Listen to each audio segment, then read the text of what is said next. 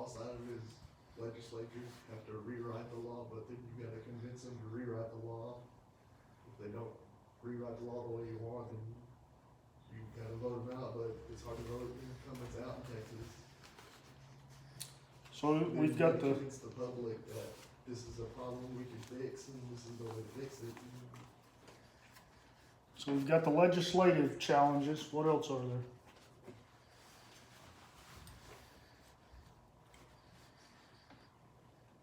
Challenge of convincing the public that it's a problem and the way to fix it. Yeah. So you've got public perception. The greatest, I guess, test of time on public perception is going to be, marijuana, right? Since the 90s, when I was in school, of course, I grew up here in West Texas and went to Jim Ned for the majority of my early childhood. But even at Abilene High, marijuana was still taboo back in the 90s. Nowadays, there are kids and even adults that actually believe that it's legal to possess marijuana in the state of Texas simply because of the perception that's across the nation. So public perception is very important when you're talking about justice.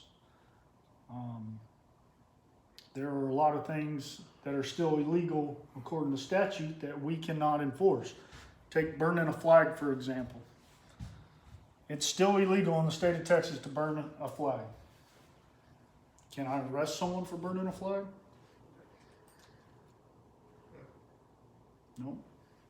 Case law prevents me from arresting it. There was a case that Supreme Court ultimately determined that it was a freedom of speech issue. So when someone is in protest and they burn a flag, although it's illegal, I can't arrest them for it because the Supreme Court has said they're exercising their First Amendment rights.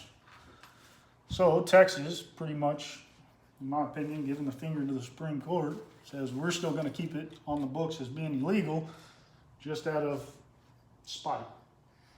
Now, as a police officer, I have to understand case law and understand that regardless of my feelings about the American flag, I can't do anything about it. Right? And I think there's still a large part, probably the majority of Americans, get offended when someone burns an American flag, although that is changing. You go up to Portland, Oregon, probably not going to get very many people offended. Right here in Abilene, there'll be some offense. I can guarantee that. What other challenges do we see?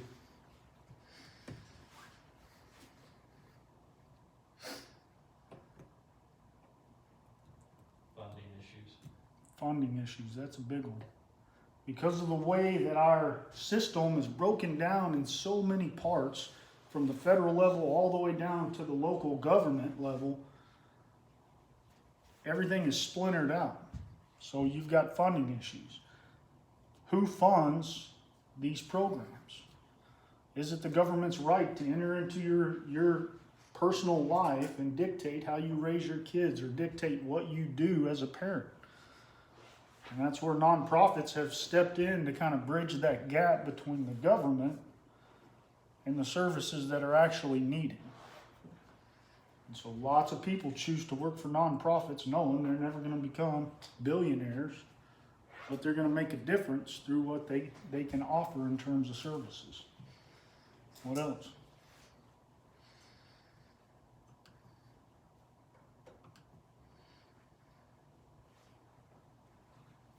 I think equipping people to handle the roots of the issues.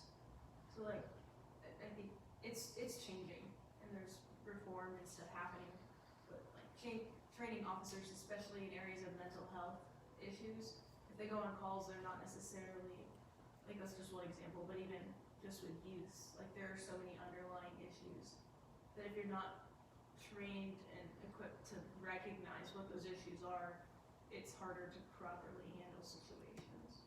Yeah, absolutely. Over the years, things have been pushed down to the police department simply because they're the ones that are there first. Mental health is a very big issue. Any psychology majors in here? Got one. So you're going to spend 4 years getting a bachelor's degree, maybe another 2 getting a master's degree, and if you really want to do anything in psychology, you'll go on and get a doctorate degree.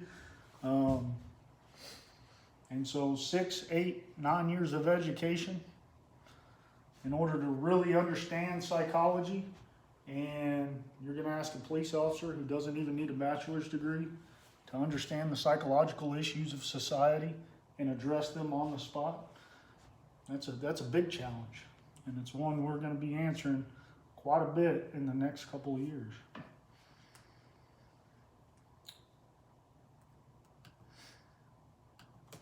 Any other thoughts?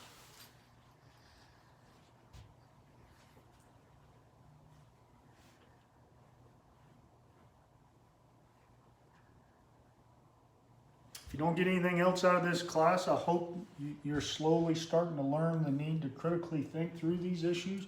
There isn't a one-size-fits-all thing that we can change and make it all right. By the nature of our experiment as a democracy, we are going to have to address these bit by bit, and that takes time. And so you have to critically think through what is right, what is wrong, what is working, what is not working. And by the time we get something in place that might work, things may change. And so you've always got to start critically thinking, why am I doing what I'm doing, and is it the most effective way of doing it? So today we're gonna touch on what is restorative justice. We're gonna start looking into different restorative justice or trauma-informed plans this week.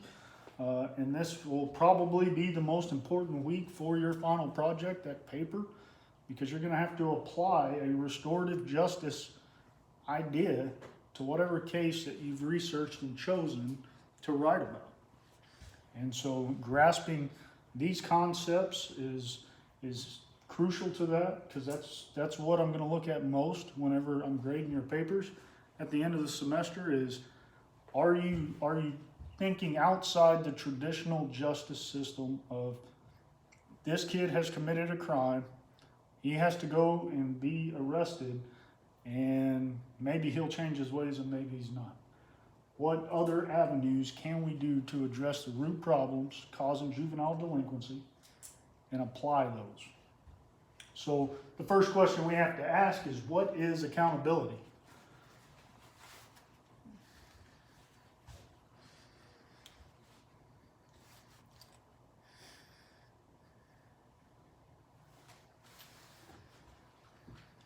What is it? What is accountability?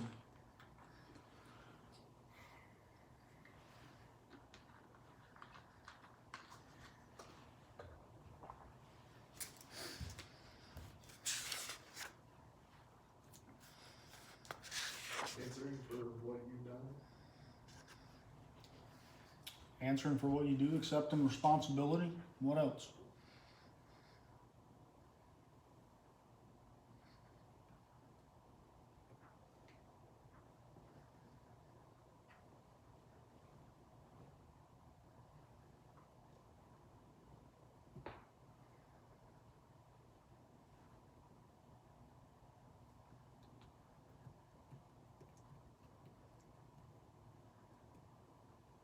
So in 2006, I'm in Al-Assad, Iraq, and a massive Abu blows through. I mean, you may have seen West Texas dust storms, but there's nothing like a dust storm in the Middle East. You literally, I cannot see Matthew in front of me because of how red it is in the sky. As a result, we can't launch jets or helicopters to provide close air support for the troops that are out there in combat, currently in a firefight. Troops in contact is what we call it. The wind blew through Al-Assad and knocked out the precision approach radar, which is used for aircraft to land when they don't have visibility. It's basically a beacon that leads the aircraft to the runway. And so without that radar, we can't launch close air support for these troops in contact. We get tasked with the mission to fly and pick up a new radar. So we sit on the runway waiting on just enough clearance where we can see to take off. We get up in the air, have to circle for a while before we can land in the next airstrip, and we get down there, and I'm dealing with the Air Force. Air Force is by the book. They don't break the rules. Okay, I've got this beautiful radar sitting right behind my plane, and I go up to tech sergeant in the Air Force. I said, okay, let's load it. He's like, wait a minute, I can't load that on a C-130. What do you mean you can't load it on a C-130? It's too heavy. It's too high. I said, well, we're going to load it on the C-130. He said, I'm not loading it. He gets out of his little K-loader, big old thing with the pallets on it, and he takes off, gets out of the storm. So I'm looking around, and I see a Marine Corps flag over here with some tents, and I walk over there, and I find this little E3 Lance Corporal, and I say, hey, can you drive a K-loader? He says, I can drive anything with four or more wheels, Sergeant. I said, all right, I need you to drive a K-loader. We're going to load this piece of equipment. So he runs out to the airstrip with me. He gets in there, and he's looking. He goes, this won't fit. I said, it'll fit. I promise you, it will fit. In the Marine Corps, they give you these limitations. And limitations keep you from crashing an aircraft. But limitations are also very conservative in nature, and you can exceed limitations when need be. You have to know your aircraft in order to do that. But in the C-130 that the Marine Corps has, we have one hydraulic line that pumps fuel outside of an internal tank out to the wings in order to refuel jets. Well, we had removed that one hydraulic line, and I knew this thing would slide right into the wheel well of this C-130. It would be close, but it would fit. So he says, all right, let's do it. We get that thing on there, take off. Within about 6 hours, we had jets flying out of Al-Assad again, right? But as we're taking off, the pilot goes, is that thing too heavy? I said, it's too heavy. He said, can I take off? I said, you can take off, sir. He's like, are you sure? I said, well, I'm either going to be a hero or you're going to take my wings. I don't know which. Let's get this plane in the air. But I had to know when I made the decision to put this piece of equipment on my plane that I was going to have to take accountability for my decisions and my actions. Luckily, I had a aircraft commander that trusted me, and we got that thing in the air, and we got it back to Al-Assad and installed in no time. But accountability is understanding your actions, understanding the consequences of those actions. I knew that if I was wrong, that plane would crash. If you have too much weight on an aircraft, it cannot create lift over the wings and fly through the sky. But I knew in my hearts of hearts that I was right. And I was willing to accept the responsibility if I was wrong. I was willing to be accountable for my actions. Unfortunately, in today's world, we tend to push accountability off on any and everyone else, right? So if I'd have got there and couldn't find that little young Marine that would listen to anything the sergeant said, I'd have been stuck with the Air Force tech sergeant saying, nope, it's against the rules, we're not doing it. The general says, Sergeant Ward, I told you to bring that piece of equipment back, what happened? I would have had to take accountability for that decision too. Sir, I made the decision not to load it because it exceeds our limitations.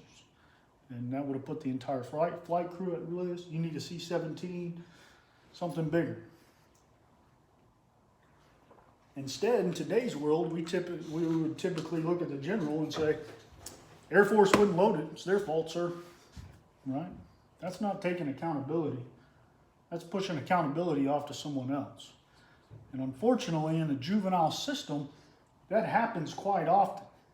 When a kid breaks the law, we look at all these, and that's the danger of restorative justice. It's one of the downfalls.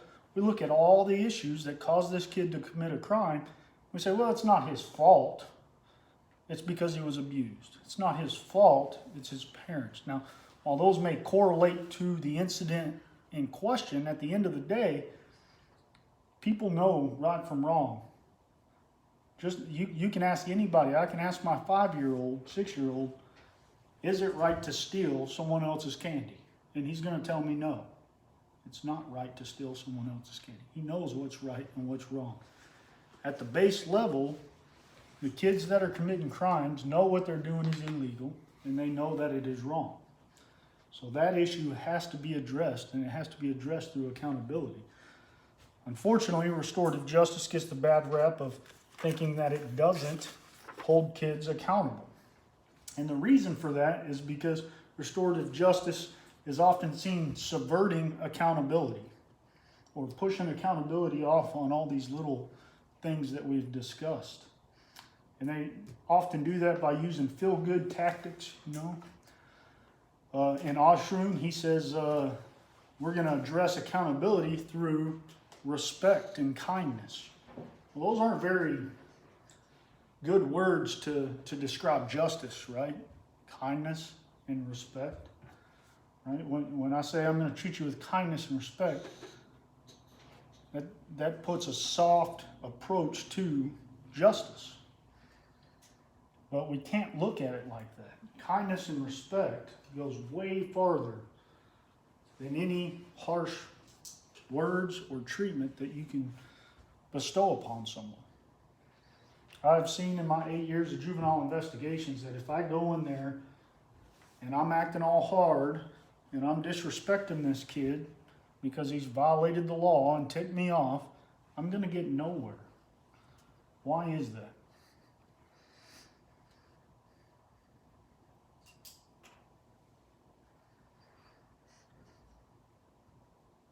People are more willing to show respect for people who also show respect for them.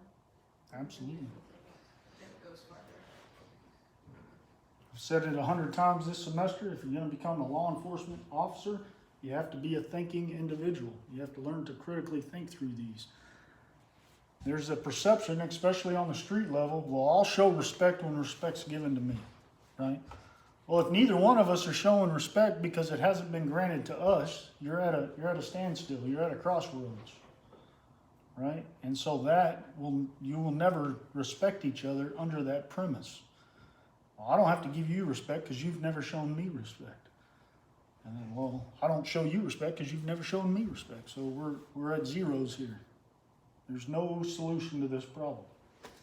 So as an officer, regardless of if you just chased and fought somebody and you're all fired up and your adrenaline's pumping, you still have to take a deep breath and show that individual respect and kindness if you seek to make a difference in what you're doing.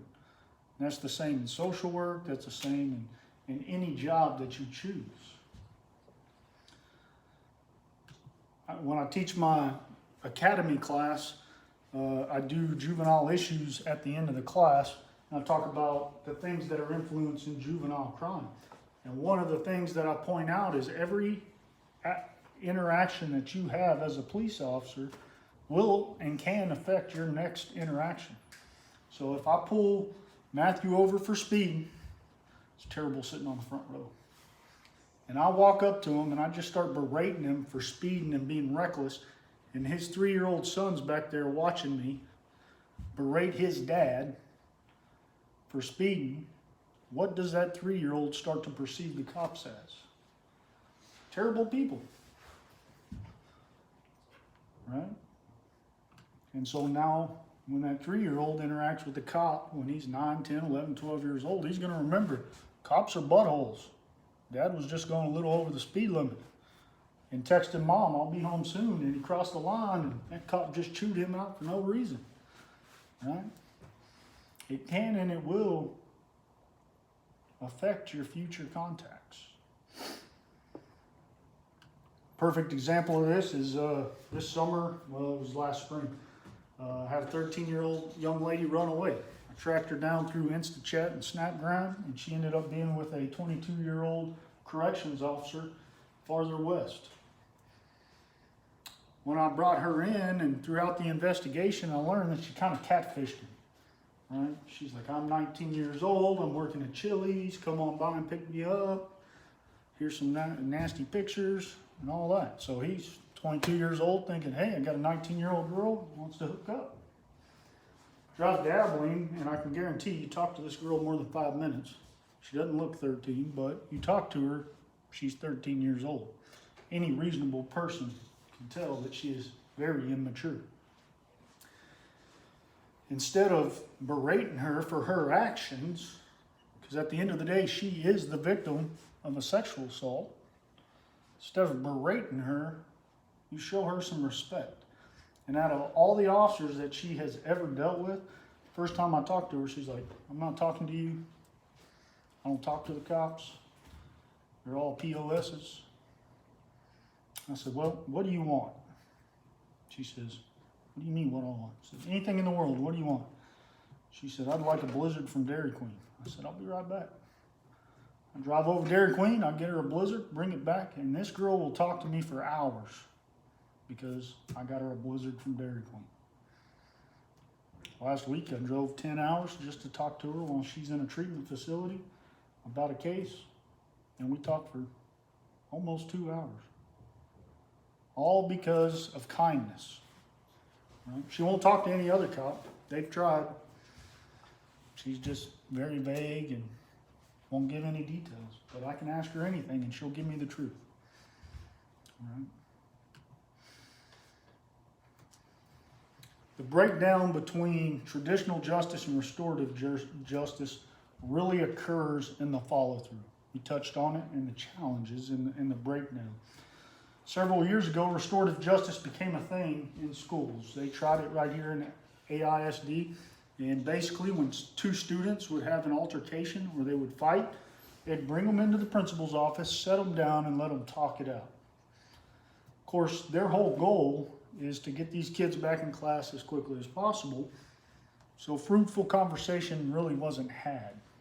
You may get down to the issue, well, he was texting my girl or whatever.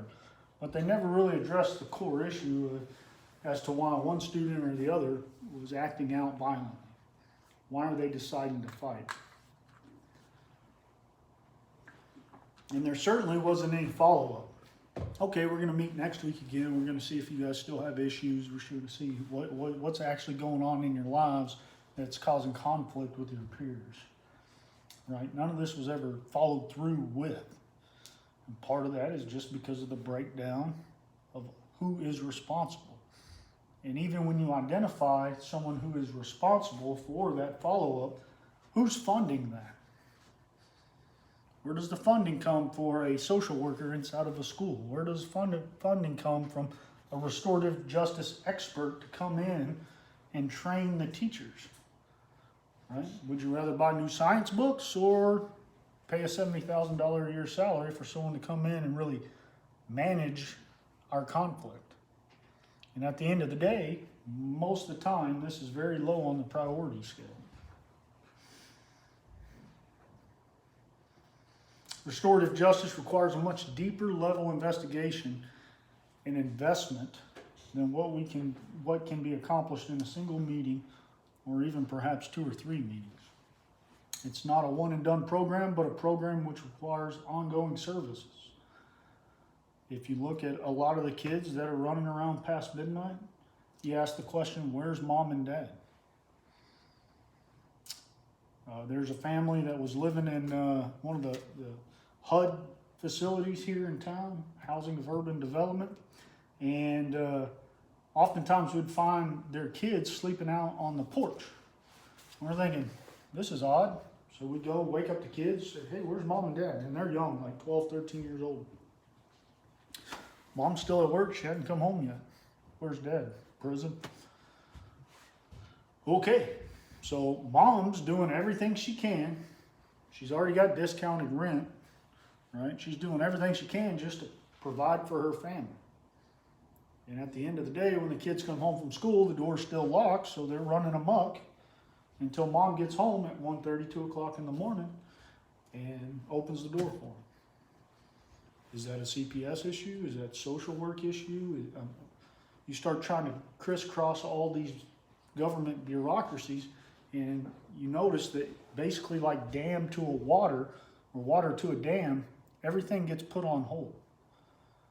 And let's add 200 cases to that situation. We can't keep CPS investigators because of the things they have to see and the workload that they endure. CPS is one of those things. I'm sure you experienced it in the Air Force, Rusty. Hard work gets rewarded with more hard work.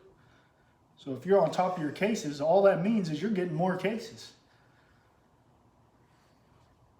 And if you're a slacker, they're like, oh, you're overburdened. We'll just give you one this week. so you can catch up. And so CPS investigators, they get burned out real fast, and they find something else to do with their lives. Yep. We're going to look at one restorative justice program. I think this one's out of Michigan, and then we'll discuss it.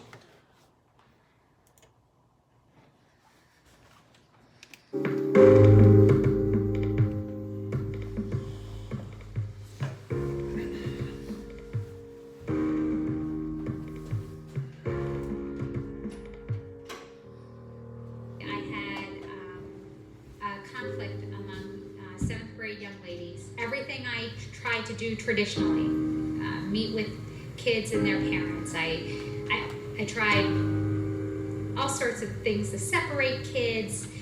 This problem not only occurred at the school, but also occurred in the community. All the traditional things that I had done as an administrator were having no effect. In fact, it was getting worse. It grew to dominate every day of our life at that school. I did not know what else to do. Community conferencing sent, I think, at least 3 facilitators, and I literally had 25 students that I was referring and their parent. The onion of the relationships in the story gets peeled back layer by layer by layer, and until the point that the truth emerges in front of everyone. The very next day, the whole climate in my building felt different because these young ladies were no longer in conflict. Like, it was done. We reduced the violence in our school by, it was like 93% in about 18 months. What we're looking to do is shift culture. And when you're talking about shifting culture, you're talking about shifting all levels of the school. You're shifting the way that you speak. You're shifting the way that you interact. You might even shift the way that you teach. Teaching is not just learning how to teach quadratic equations and a 5-paragraph essay. It's like, how do you relate to teenagers and how do you help them grow up? This is not just a discipline thing.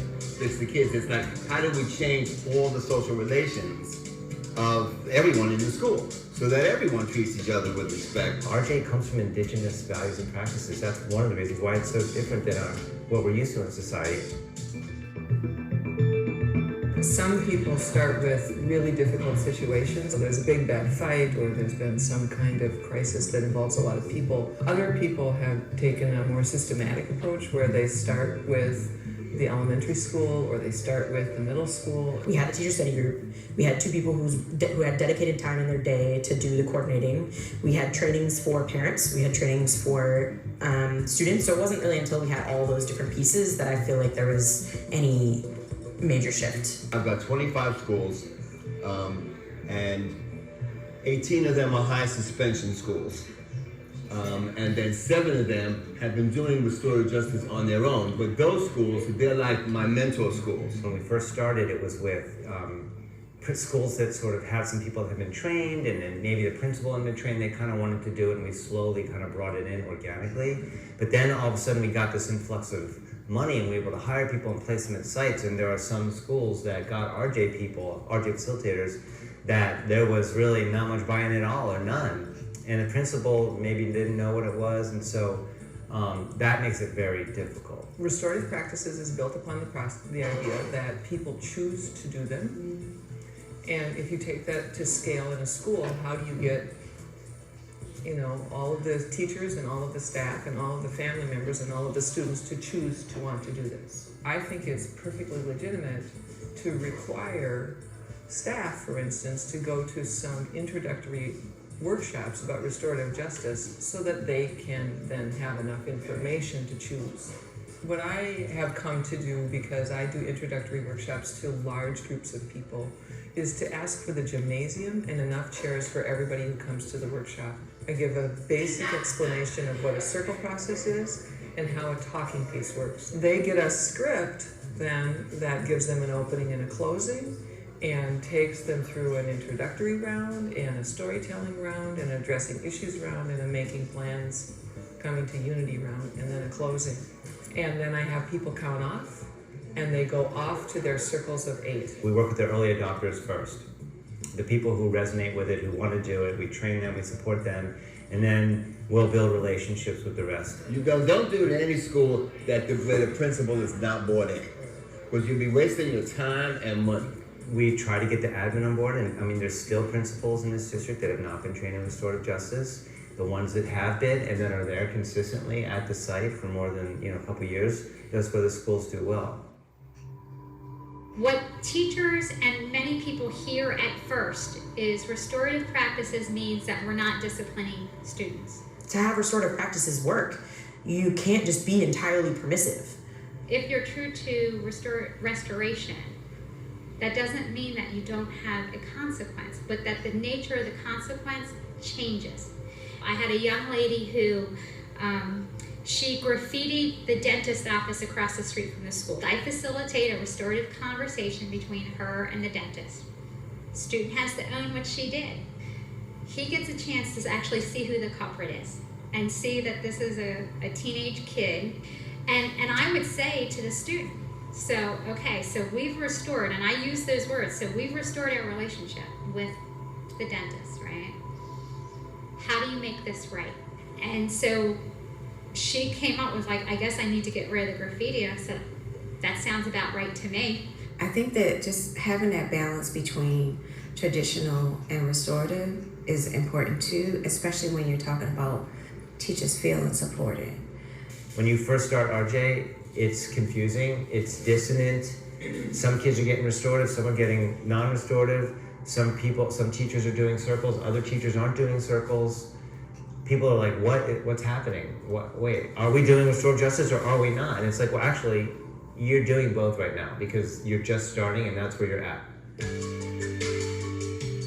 If you're thinking that the restorative practices are for the kids, you actually are undermining what you're doing. If a teacher sends somebody down and the teacher was the person who sent the person down because the teacher was frustrated and was harmed by that student, that the teacher and the student are going to be in the restorative process. The student is not going to go to the restorative room and be struck with a magic wand. If you fail to give them each that opportunity, that restorative dialogue doesn't work. And that I think classically is where we fall short as administrators because of the dynamic nature of a school environment and very limited opportunity to process with the adult, right? Because the adult's got a classroom full of kids. Now I can even think about how do I utilize restorative culture with my colleagues, with my colleagues.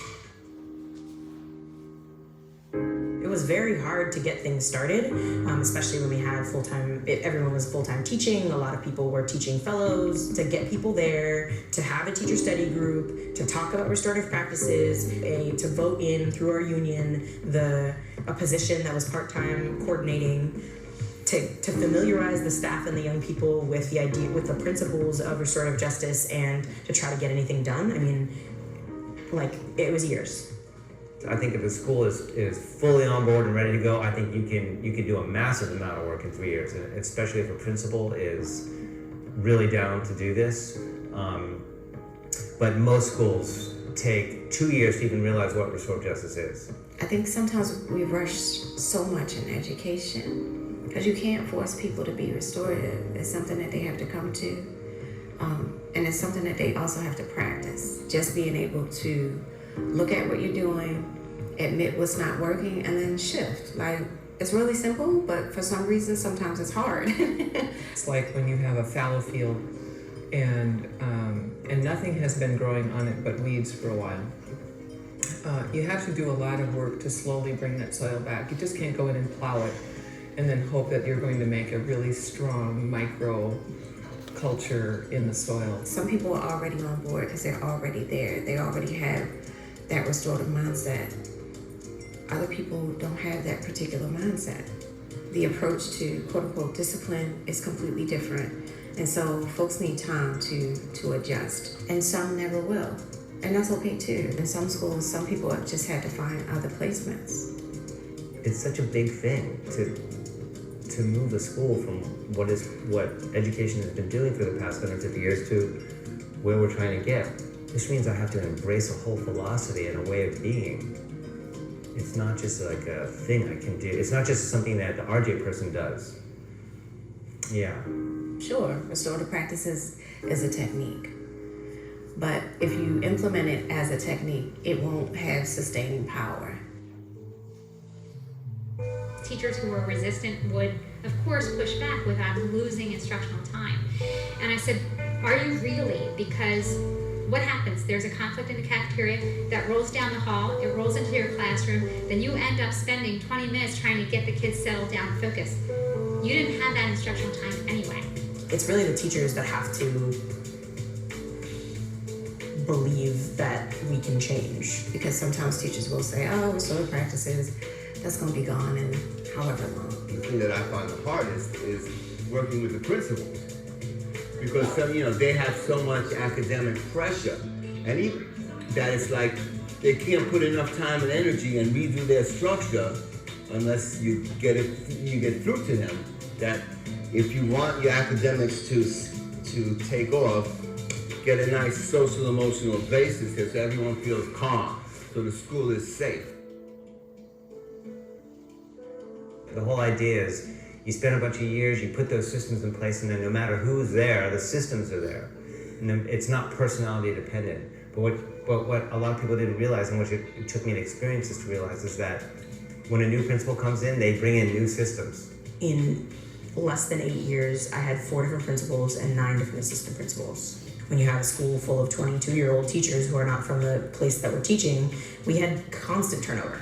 Constant teacher turnover, and so it would mean that we would get going. We would Teachers Unite would do a training. 8 of us would go to the training about restorative practices, and then we would come back, and 3 people would be there the next year. Here's what I notice about schools that have strong culture. I notice that there's not a lot of fluctuation in leadership and even in staff. I'm not saying it's impossible, but I'm saying that what can help restorative practices is consistency. We know it works, but how do we prove that to other people, right? So now people create sheets and you just answer the question, right, about restorative practices. The practitioners that I know say that things go wrong when you haven't followed the basic steps.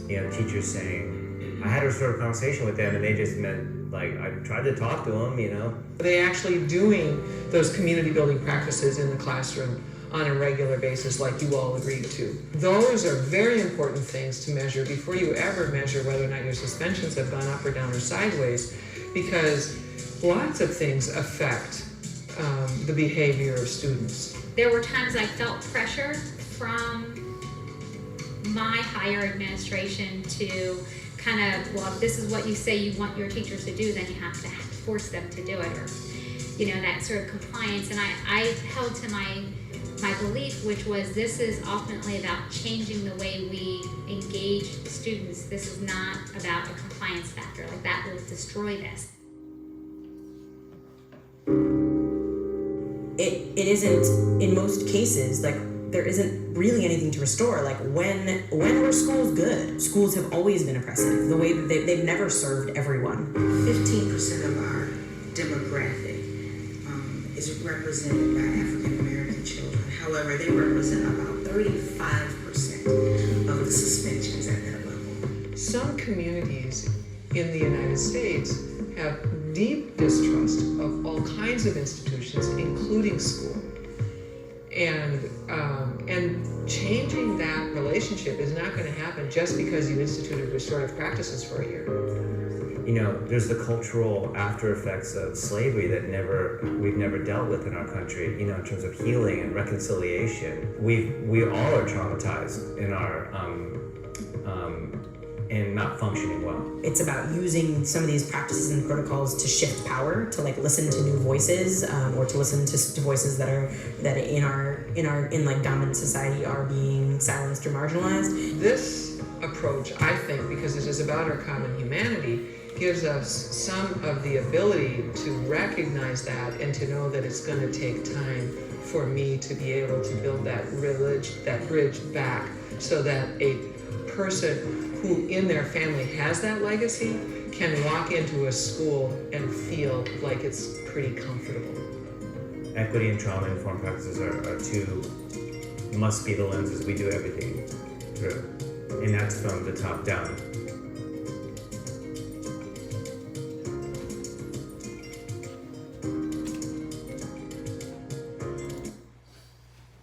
So that's one example of a restorative justice program. What are y'all's thoughts?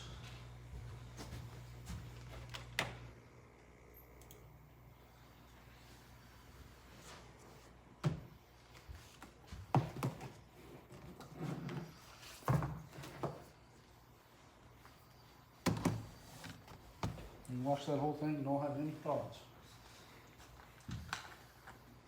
I think easily the most discouraging part of it is how long it takes. Yeah, I mean, you're changing culture. Anyone get in trouble a lot in school? Besides me? All right. So, did you ever think the teacher had it out for you? Right? So, you get in trouble, and the first time you take your punishment and you go on. Well, the next time you start to believe this teacher's got it out for me. This teacher is looking for reasons to remove me from the class. How different would that perception have been had that relationship been restored? Right? So you're shifting, and this is how it works in the school, obviously. This isn't necessarily within the justice system and how we restore these kids who violate the law, but even just arguments between teacher and student. If you can restore that relationship, the student no longer believes that the teacher has it out for them. I don't know how many parents I've talked to be like, well, that school don't like my child, so that's the issue, right? You have to restore those relationships and help build resiliency. What's resilience?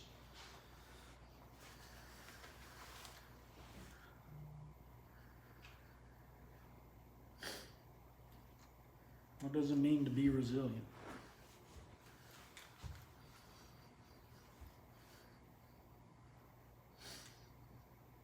It's like a stubbornness to change. Stubbornness to change? Could be, yeah. Ultimately, Oddschroom's going to define it as a person's capacity to deal with stress and adversity, right? I've got a disconnect in my head.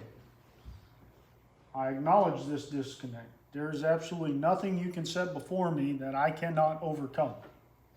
How did I get to this point in my life? Well, it took about 9 weeks of Marine Corps boot camp. And I say 9 weeks, Marine Corps boot camp's 13 weeks. During my time, we would actually do what was designed to be done at the very end of boot camp, right about 3 weeks, 4 weeks before the end. It's called the Crucible. Right? The Crucible's about 5 days. You hike over 60 miles. You sleep about 9 hours in 5 days, and you eat almost nothing. Right? Every day is a new challenge. Every day is a new opportunity to push yourself, and there's no room for failure. You can't fail. Why can't you fail? Because there's so many people behind you. And at the end of the Crucible, you do this last 13-mile hike, and you have to go up this hill that I can't say its name in a public education facility, but it's Mount MF. And I think they take this tractor and they plow it, and every time you take a step to try to climb the mountain, you slide back down over these boulders underneath the dirt. Well, I'd met 3 guys at the medical processing office, and I told myself originally I'm going to stay as far away from these guys as possible because they're crazy. But we ended up in the same platoon, and we all ended up as squad leaders in the guide. And one of the guys broke his foot the night before we climbed this huge mountain. And he finished the hike to that point, and the medical guy said, no, we have to get you off the training field. You have to go back. You can come back and do this again. He said, that ain't happening. He said, I'm going to finish this. So we carried him up this mountain to where he could finish the Crucible and not have to recycle and do it all again, right?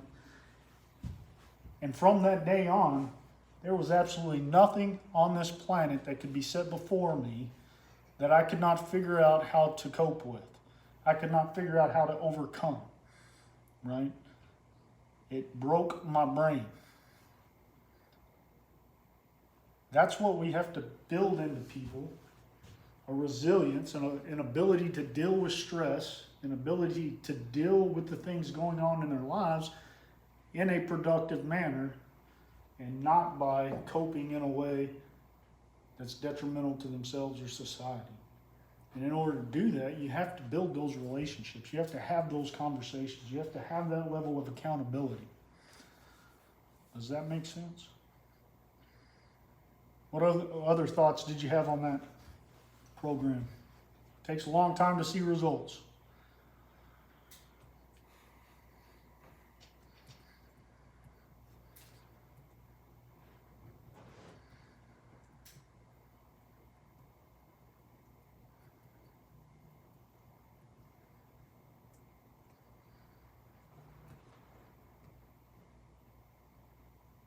It's an investment, right?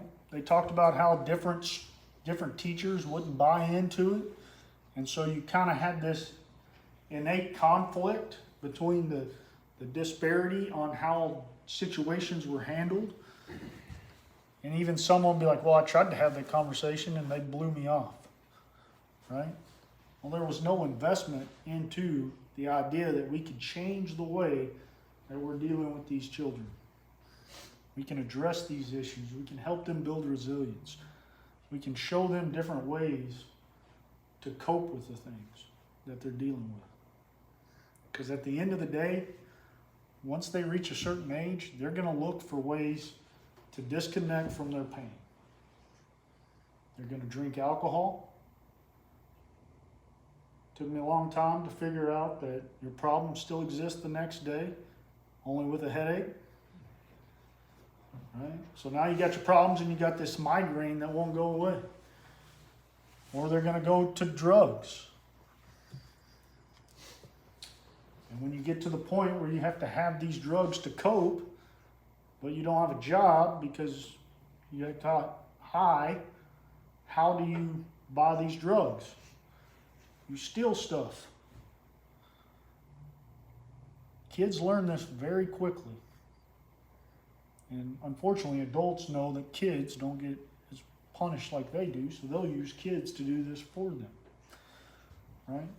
So there is a place in our society for restorative justice. It's just how do we implement it on an individual level, as a community, as a state, and as a nation. Those are the questions that we have to answer as we enter into a profession. Right?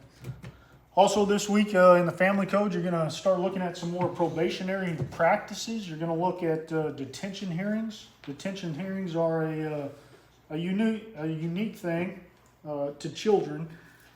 If you take a child into custody, if I take a child into custody, I take them out to JDC, the intake officer is going to look, make a phone call to the probation officer and say, hey, this is what we got. Are we going to hold this child or release this child? Probation officer is going to say we're going to hold them. Now they have 48 hours from that point to have what's called a detention hearing to determine if that child is going to be retained in detention or released to a parent or guardian. Obviously, if this happens on a Friday or over a holiday, that 48 hours is extended to the next working business day. And at that detention hearing, the judge is going to hear the facts of the case. They're going to listen to the child's history, and they're going to make a determination whether or not to hold that child for 10 more days.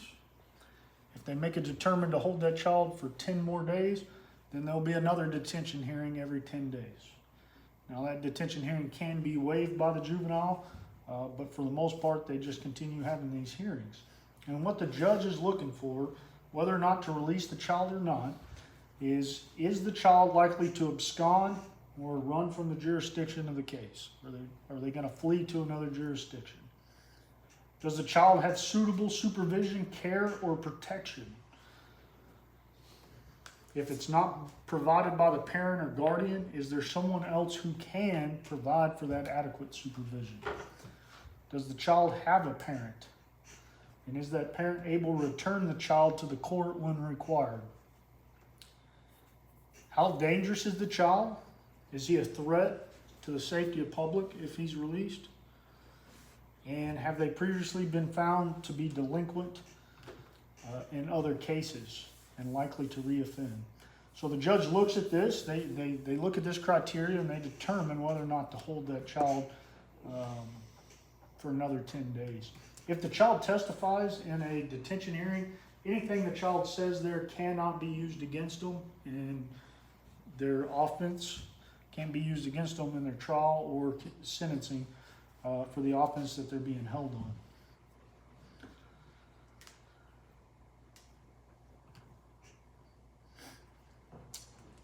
Any questions going into this week?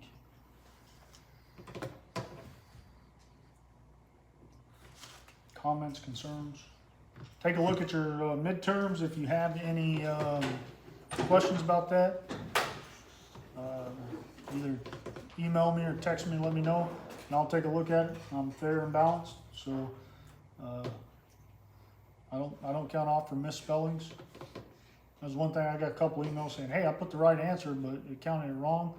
Well, in Canvas, I can only put so many options as to what's correct, and probable cause and probable case and probatable cause and probatable case. I didn't put all that in there. But if you got close and I knew that you knew what it was, you got it right. All right. So take a look at that. If I made a mistake, I will correct it. Thank you guys very much. Enjoy your week.